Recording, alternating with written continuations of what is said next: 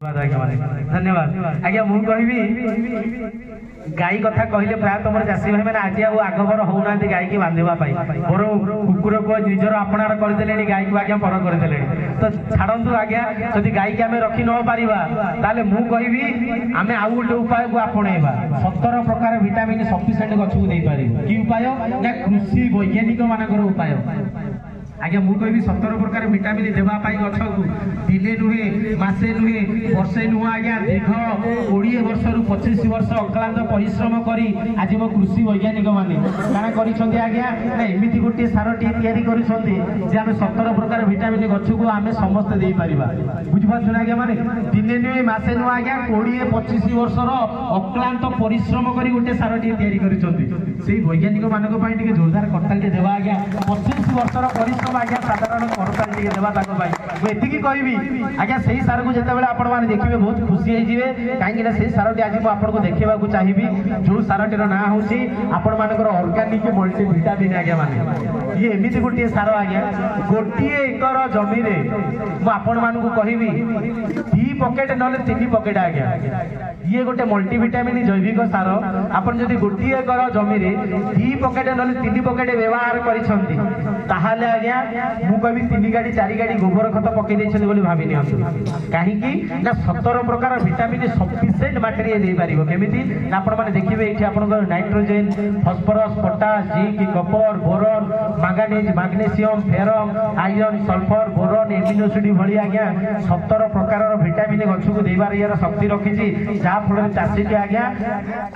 गोबर खतर अभाव को पूरण करी माटी के अमल बढ़ाई पारिबो बुझिबाछु ना आज्ञा माने आ जेते बेले जैविक सार 17 प्रकार विटामिन गछ को देई दबा आज्ञा गछ रोग पोक बेसी हबनी आपनकर अमल आउ कमिबनी आज्ञा जो खाद्यटा आमे खाउ आज स्वाद लागुनी किंतु जदि जैविक पद्धति रे आमे करी चाष करिबा ताहाले हम खाद्यटा मीठा लागिबो सुस्त लागिबो आज्ञा बिना फ्रिज रे भी रखि ताकू खाई परिबा बुझिबाछु ना आज्ञा माने तो मु कहिबी आज्ञा आकु जेते बेले व्यवहार करिवे गोटे एकर जमी रे गोटे थर नले 2 थर जहार कैपेसिटी अछि व्यवहार करि परिबे किछि असुविधा नाही आपण जेते बेले चाष आरंभ हो चाष 2 नंबर डोज 3 नंबर डोज जेते बेले चाहिले भी ताकण व्यवहार करि परिबे किंतु आपण को एटा केमिति मिलिबो कोठी मिलिबो केते टंका रे मिलिबो आज्ञा कहिबी टिके समय नेबी बुझिबाछ नै तो आपण मान को जिबी एटा जैविक सार व्यवहार करके माटी की 17 प्रकार विटामिन देई के हम सुस्त सबल रखि परिबा बुझिबाछ नै किंतु या पर मु आउ गोटे सार आडू बायो फर्टिलाइजर तो मु आपण मान को कहिबी आज्ञा जैव सार बोले काना ना जैविक सार आ जैव सार दीटा कहूँ आज्ञा संपूर्ण अलग सार आज्ञा माने बुझिबाछ ना आज्ञा माने जैविक सार आ जैव सार आज्ञा दीटा को संपूर्ण अलग केमिति अलग आज्ञा ना आपनकर जैविक सार होछि किछि जिनिस को उपादान को लेकी तयारी हुए जेमिति लिंबो पिडिया करज पिडिया आपनकर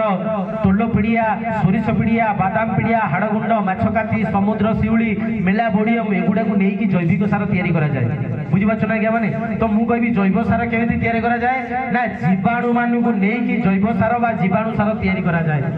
तो आपण को भाई जीवाणु मान तो फसल को नष्ट करती जीवाणु मान को लेकिन सार केमती तैयारी करा जायछि ना आज्ञा आपण को समस्त माटी भितरे